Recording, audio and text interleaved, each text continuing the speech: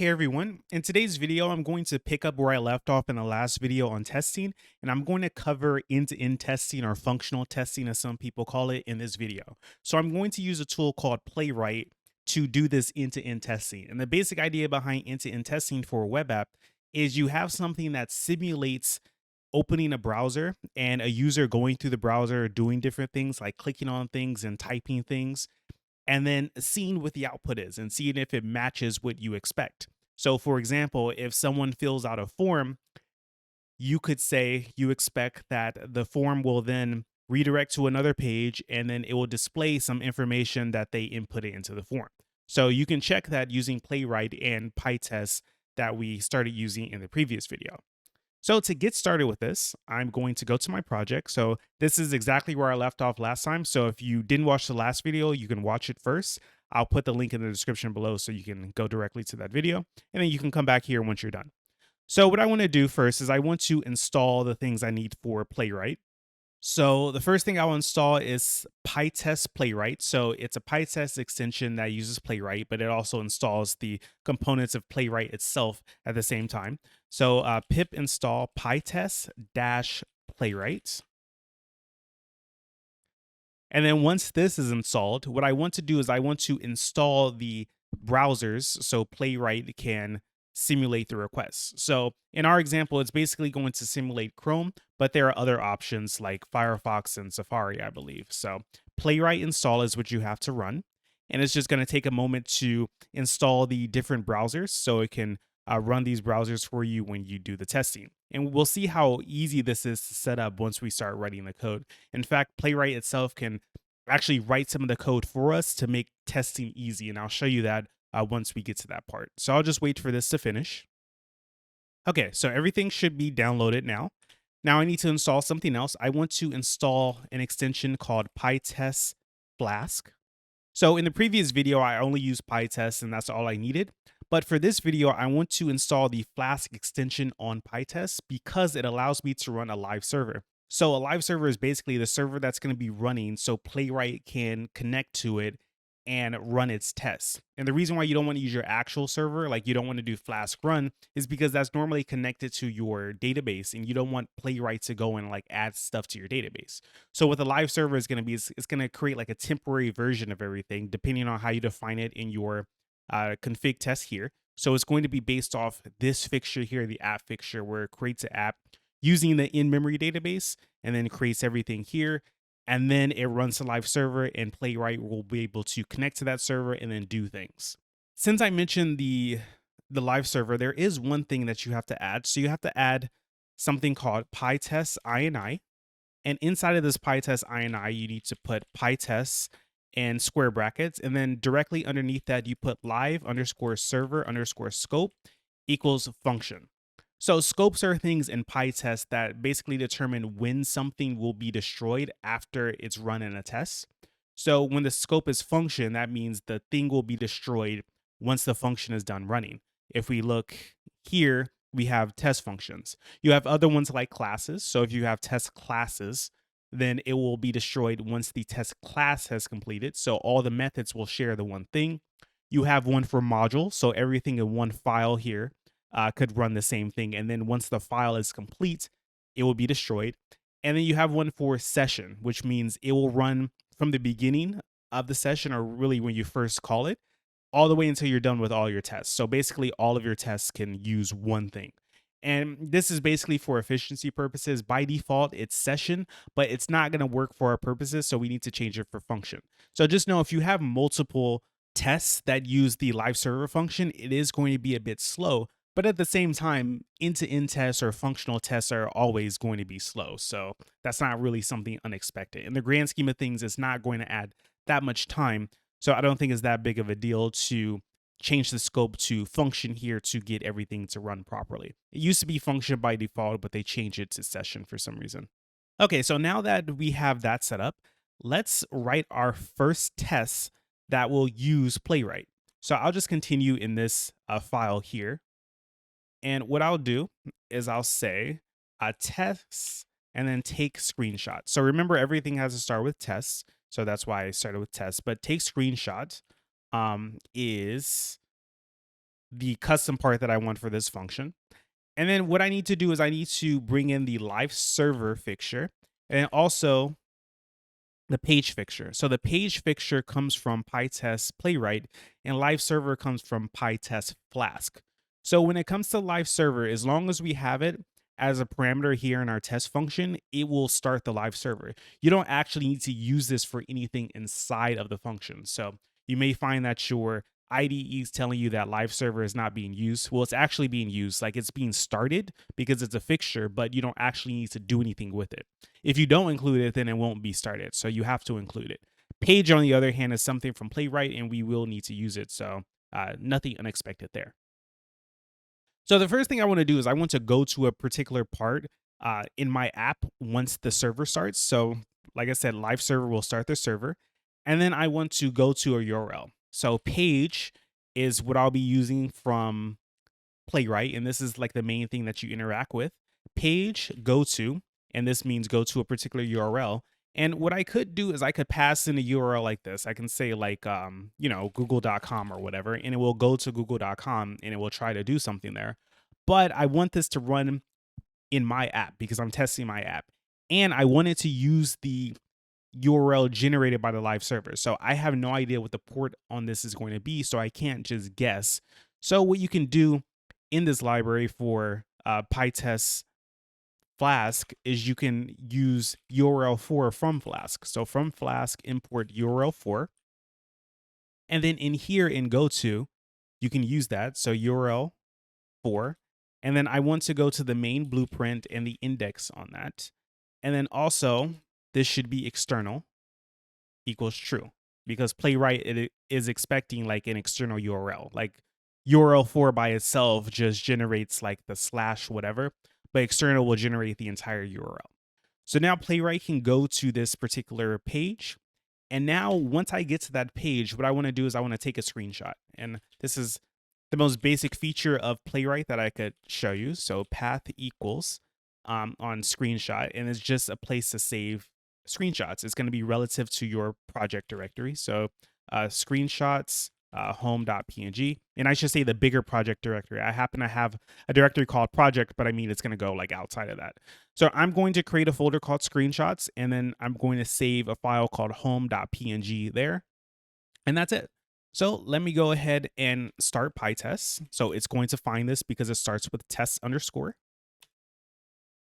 And there are no asserts, so it should work.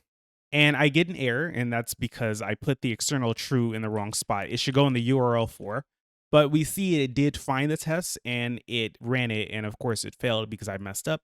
But now, since this doesn't have any asserts, it should pass with no problems. So I just ran it again, and we see all 5 greens. It created a directory called screenshots. I can open that. I see home.png.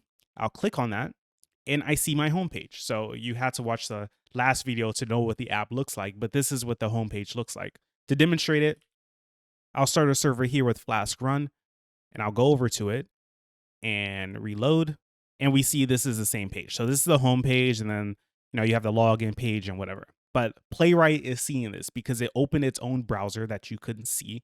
It went to the page here, and then it took a screenshot for you. So that's the easy case where we can see that Playwright is running. So if you can do this, then you can use the other features in Playwright. So now let's start doing some other things. So I want to write another test. And for this test, I just want to test that the home page loads. Now, obviously, I know that it loads, but I want to put it in a test. So test home page loads. And once again, I need the live server and I need the page. Right, so these 2 live servers are going to be independent because that scope is function in the pytest.ini. But like I said, it's not going to add that much more time to something that's already slow to begin with. And then I'm going to go to the homepage again. So let me just copy this because I'm going to the same place, the homepage. And now I want to do some kind of assert. So I could do something like assert page.title equals home. But instead, what I want to do is I want to use the Playwright version of an assert. And the reason why I want to do that is because Playwright is going to wait a while to see if something appears on the page. And the reason why this happens is because sometimes things can be slow to load when you use like dynamic features on your page. So if you have some JavaScript stuff that takes time to load, instead of Playwright looking exactly when the page itself loads, it will wait for all the elements to load on the page, and then it will check them. So if that element doesn't appear after a certain amount of time, then Playwright will fail and say that it didn't get the right value that you were expecting. So to do that, what I want is I can go down here and I can say from playwright.sync API. So they have an async one as well, but we'll be using the sync API. I want to import expect. So expect is going to work like assert. It has its own special API, and it also will wait for something to happen. So what I want to do is I will say expect, and then I will expect page, right? So page is the object that I'm going to be looking at. And then I need to say, what am I expecting exactly? So I expect the page to have title home, right? So let me go here and I'll run the tests. And we see I get 6 screens. So just to make sure that this is actually working, let's break the test. So instead of home, let's say homes, right? So it should just say home, but not homes with an S. So I'll run this and we see that it's going to wait a while, and I'll just sit here and wait until it returns. And now we see that it has failed and it says page title expected to be homes. So the reason why that took longer is because it was waiting for homes to appear. Like maybe I had some dynamic stuff in there that would build the title of the page, and Playwright was just waiting for something to happen. But since it never showed up after a reasonable amount of time, it decided it's never going to show up and it failed, right? So we know that part is working. So let me just run that again just to make sure that everything is working and it looks good. Okay, so this is pretty easy. Like, you can load the page and you can see if it has home. But really what you want to do is you want to simulate a user using your app. So, you want to click on buttons, you want to fill out forms, you want to submit forms, and so on. So to do that, you can write more statements like this, basically telling Playwright what to do, like page and then fill to fill in a text field. You can do page.click. And there are also other ways of doing that. But instead of doing all of that, what I want to do is I want to have Playwright generate it for me. So to do that, what I can do is I need to make sure my server is running. So it is. And then I'm going to type Playwright codegen and then the URL for my running app. So it's going to be localhost port 5000. So I'll just run that.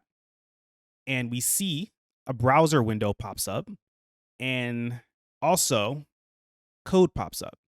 So on the left, the browser is going to basically record everything that I do, and it's going to generate code on the right-hand side. So first, I want to change the target to Pytest here at the top.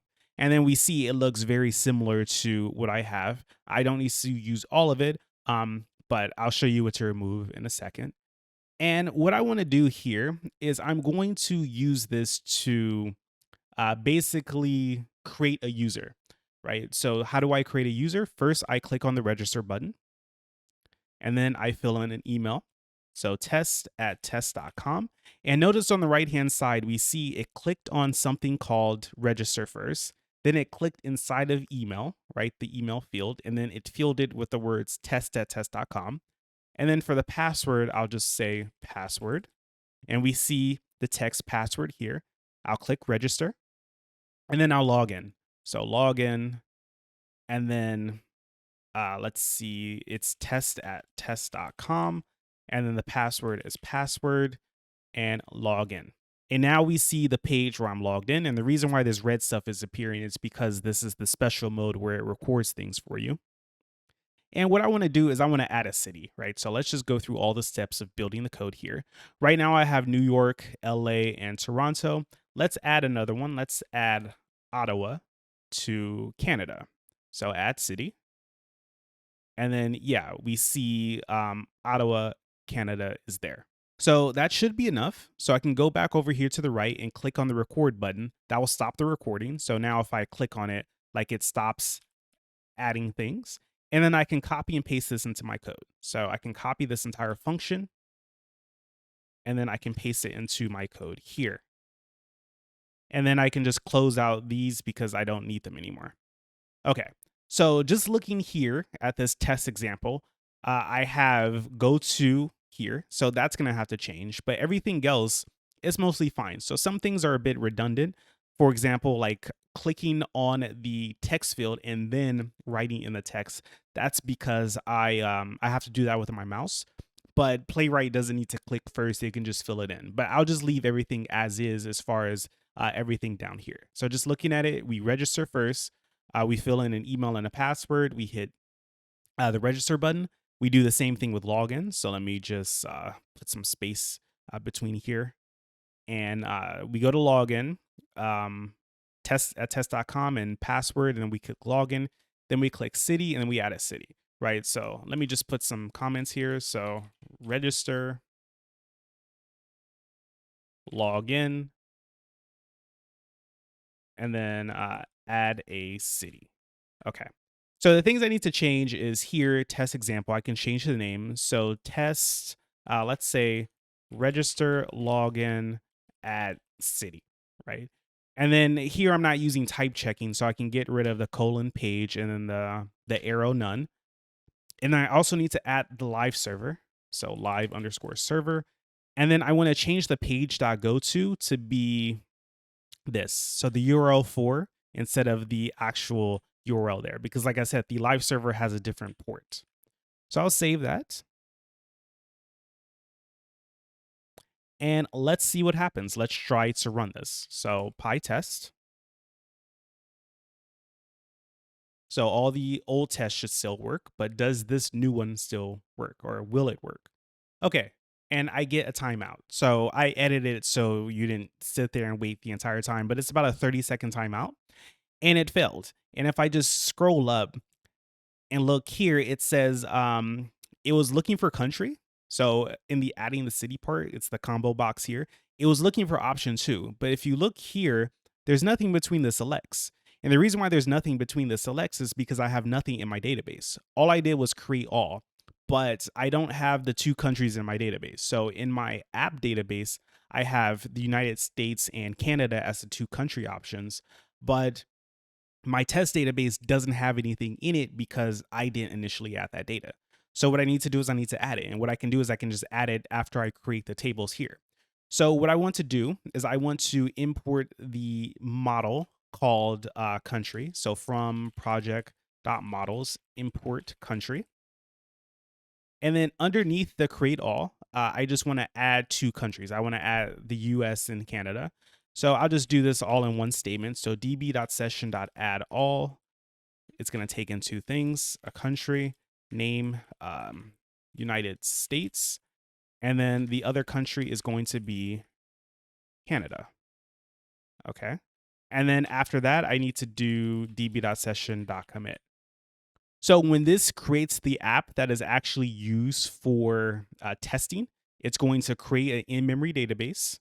It's going to create all the tables. It's going to add the US and Canada to the country table, and then it's going to save everything. And then it's going to return the app so the tests can actually run. So let me go ahead and try this again, PyTest. And what I'm expecting is that everything runs. And we see 7 tests pass in 3.39 seconds. So all my tests pass, but of course, once again, the problem here is there are no asserts or no expects here. So this is always going to work. So what we can do is we can put expect for the title, right? So let's do the title again. So let's just make sure it's going to the right page.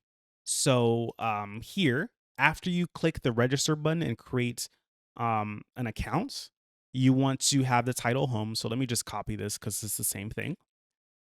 And then after you log in, you should also see home. And then once you click on the city, so how about this? Let's add expects in multiple places. So this one should be register. Let me just put some space around the expect. This one should be login. And then this one should be city. Okay, so it's going to go through multiple pages, but the name should be correct. So let's try running the tests again. And we see that it works. So now instead of changing the names for the titles here, let's try messing up something else. So I create an account with test.test.com and the password is password, and then I try to log in with it. So if I use the wrong password, then I shouldn't be able to log in properly and the rest of it shouldn't work. So let me just remove the D on the end of password and try running the test again, and we'll see what happens. And we see that it fails. It says the page title was expected to be home, but it never made it to home because it reloaded the login page again once I tried logging in with an invalid password. It was giving the user another opportunity to put in the correct password. So it reloaded the login page. It didn't redirect to the home page, right? So if I put that back, everything should work.